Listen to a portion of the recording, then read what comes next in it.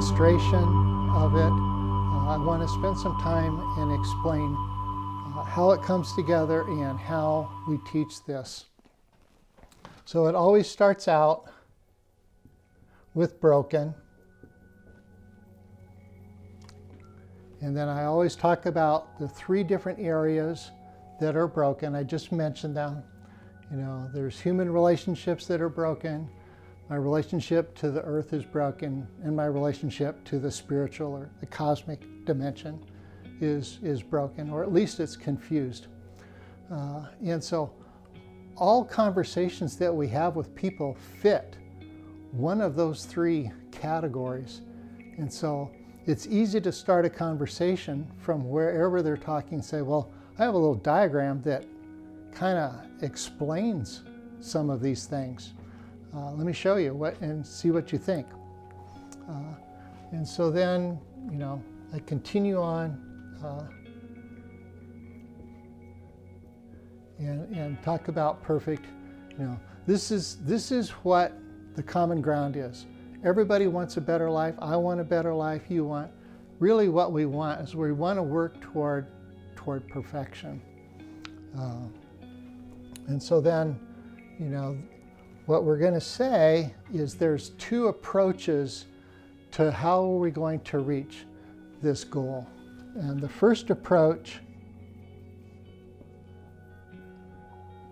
is man's plan, and that his plan is merit. And when I'm talking, I don't spend a lot of time explaining it. You know, simply say merit is the idea of the scales. You know, if I can do more good and less bad, we can improve. The next generation does more, and eventually we reach this. And there's something inside of us that wants that to happen. But then, you know, we mention merit, the transition arrow. I simply say merit always leads to duty. You know, duty comes along and says, you have to do this. And then duty always leads to fear and guilt. Because I either did it wrong or I haven't done it at all, and so I'm afraid or I feel guilty. And then I kind of want to illustrate what is that like.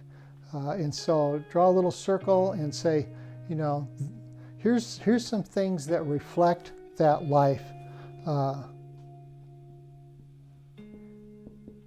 You know, searching, the feeling of empty, kind of a no hope, you know, tried everything. You know, no peace, all alone. You know, maybe questions in life that seem like they should have simple answers but don't. You know, and depending on how well you know the person, you can put in words that you know might reflect something that you know about that person. And then I say the other plan is a God plan. And the transition statement is important here to know. Think of the story of the Bible. The transition for this, God's plan is God made it perfect. We broke it. We can't fix it. God said, I won't fix it today, but what I will do is forgive you. And so then when I talk about forgive, you know, I explain a little bit. This is a common word that we all know, but forgive in our vocabulary always has the idea of some payback. You know, if I forgive you, you kind of owe me. And so what I tell them is this isn't the kind of forgive that we already know. This is a whole different kind of forgive. This is 100% pure forgive. I didn't ask for it. I didn't deserve it. I just got it. If I'm 100% forgiven, then I'm free. If I am free, then I can love. I can operate in the relationships that I so much desire to have. And we could kind of describe that person's life down here. People would say, oh, I have inner peace. I have purpose. Hope is a common word. Joy would be another one. Together.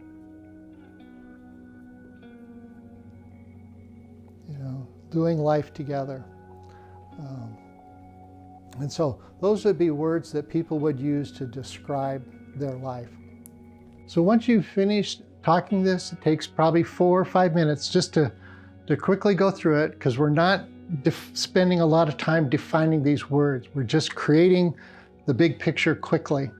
Ask them, what do they think of it? And I just acknowledge whatever their comments are. Oh, I like it, I don't like it, I think this, I think that. Remember, this is a preview. It's only designed to create curiosity to know more. And so then I'll ask, of these 6 words, which word do you find to be the most difficult? And people will generally say, forgive.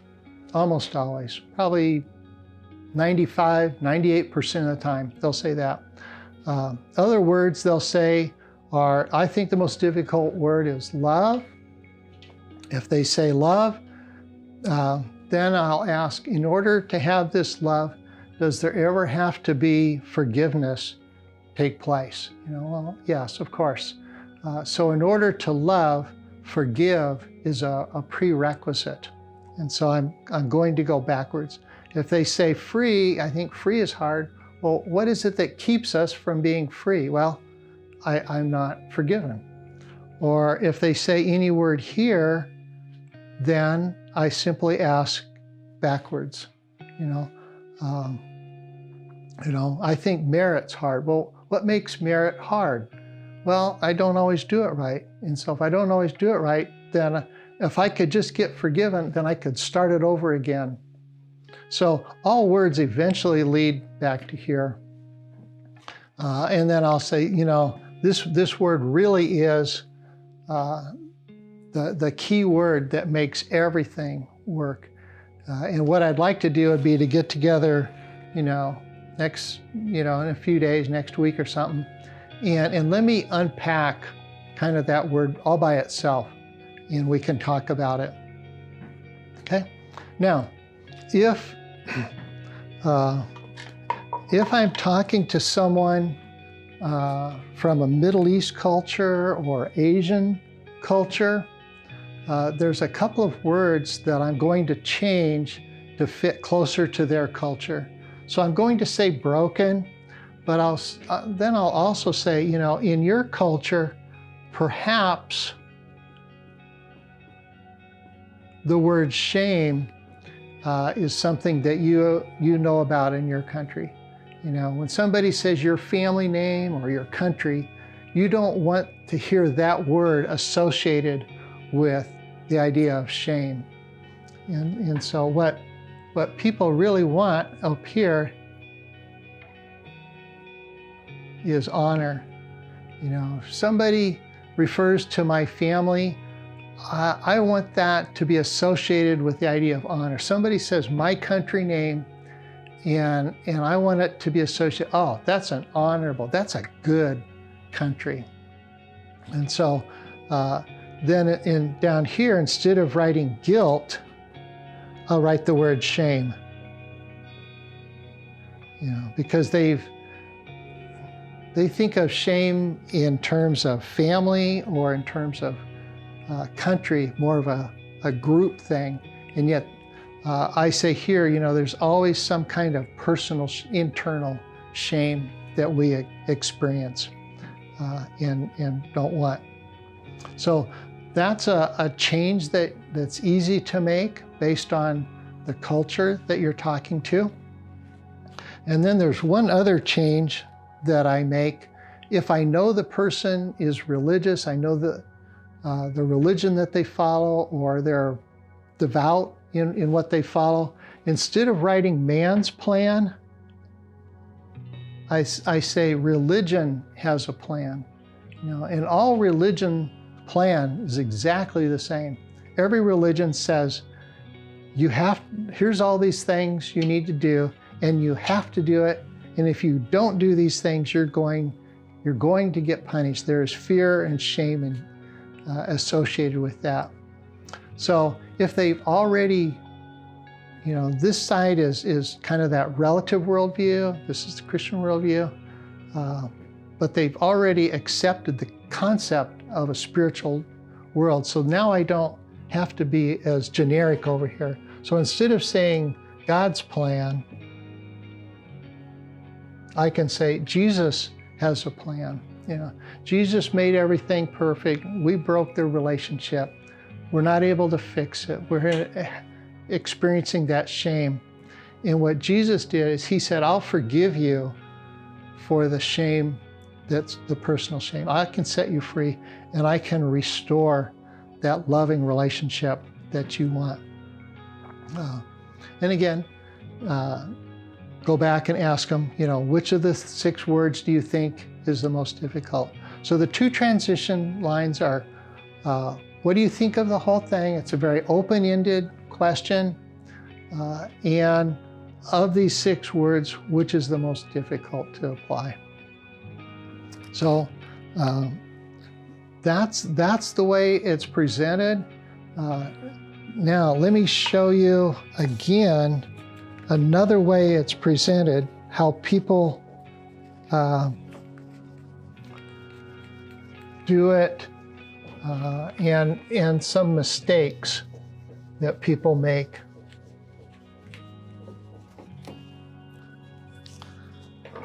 Remember, we've all been taught, how to speak in these Christian words. So see if you can pick up some of the mistakes that I would make that would offend my friend when I share this,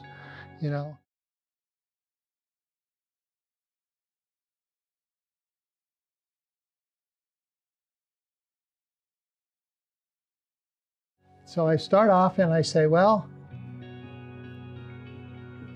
everything's broken, we know that because you're a sinner, and we know that people have broken everything. And what we want, we want is perfect. God made everything perfect, and but we're bad. And so, what we try to do is we have this plan, man's plan to fix things. And, his plan is merit. Like you try to do good things, you feel like you should do good things, and you think, if you keep doing more good things, you're going to get better. But, the things that you do always lead to a feeling of duty. You have to do them. I know you have to do it. And then that, of course, that leads to fear and guilt, because you can't do what you're supposed to do, because God said, you're a sinner, and so down here, it's kind of like, life is just messed up. Your life is all messed up. And then on the other side would be me, following, I'm following God's plan. God said, I made it perfect, you broke it, and certainly, you can't fix it. But I follow God's plan, and I'm forgiven. And because I've been forgiven, actually now I'm free of, condemnation, sin, going to hell, and I can love.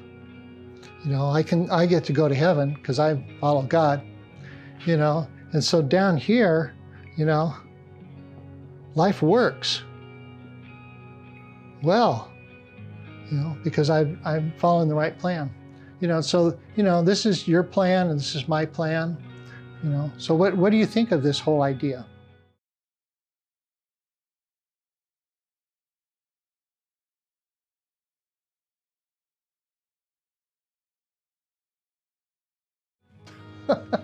Well, I have the words that I have used. I've used the word sin. I've defined who God is. I've defined these all in terms of Him and me. I use the word you and I use the word me. You do this, I do this, I'm right, you're wrong. All of those words convey only one thing: judgment.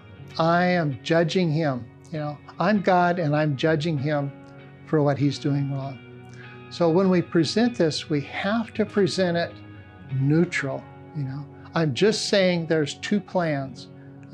There's a God plan, a man plan, and a God plan, and I don't define this is the right one, this is the wrong one, good one, bad one. I just state it as fact and then allow them to interact with that. So the thing to keep in mind, is one, this shouldn't take more than 5 minutes. If you take more than 5 minutes, that means you're spending a lot of time explaining this. I want that person to be able to take this and reproduce it when they go home easily. So a few words goes a long way. The other thing that happens is people will try to engage you in conversation about God at this point. Well, what do you mean God loves me? Or what do you think, what do you mean by merit? And so they'll start our tendency is, to start explaining these things from the Bible. And a preview is never designed to give any answers. Preview of a movie is designed to do one thing: make you curious to come and want more. So anytime they ask questions or make comments, I simply say, that's a really good comment, and I write out their comment and I say the word forgiven answers that question. And so I don't answer any of their questions. I just say, that's a good point. And I write it out and I say, forgiven answers that. In other words, what I'm saying is, come back and let's talk about this and how it will answer your questions. So then the next week when we get together, next time, if they didn't take this sheet or they took a picture of it, then I'll get it out and we review that. And then we start off and we go through the gospel diagram with them. And I talk about how it answers those questions. I'm not avoiding them. I want to answer their questions. The gospel clearly answers those questions. And so that is the way we present it. It works well.